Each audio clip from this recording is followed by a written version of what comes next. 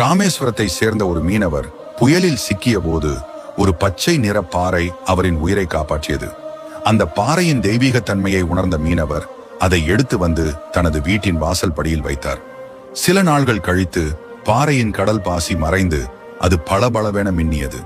அதை கண்ட மீனவர் பாண்டிய மன்னரிடம் அதை கொடுத்தார். அதன் மதிப்பையும் சிறப்பையும் உணர்ந்த மன்னர் அதிக பொற்காசுகளை பரிசாக அளித்தார். அந்த அரிய கல்லை உத்திரகோசமங்கையில் நடராஜரின் சிலையாக வடிக்க மன்னர் முடிவு செய்தார். அதற்கான சிற்பியை தேடிய போது யாரும் கிடைக்கவில்லை. இதனால் வருந்திய மன்னர் மங்களேஸ்வரர் சந்நிதியில் வேண்டினார். அப்போது சண்முக வடிவேலர் என்ற சிற்பி முன்வந்து பரதநாட்டிய கலை நுட்பங்களுடன் மனித நரம்புகள் போல தத்ரூபமாக ஆடும் கோலத்தில் அந்த மரகத நடராஜர் சிலையை உருவாக்கினார். இன்றும் அந்த சிலை கம்பீரமாக நிற்கிறது. மரகத நடராஜரின் இந்த ஐதீக கதை பற்றி உங்கள் கருத்து என்ன? உண்மையா அல்லது கற்பனையா? கமெண்டில் சொல்லுங்கள்.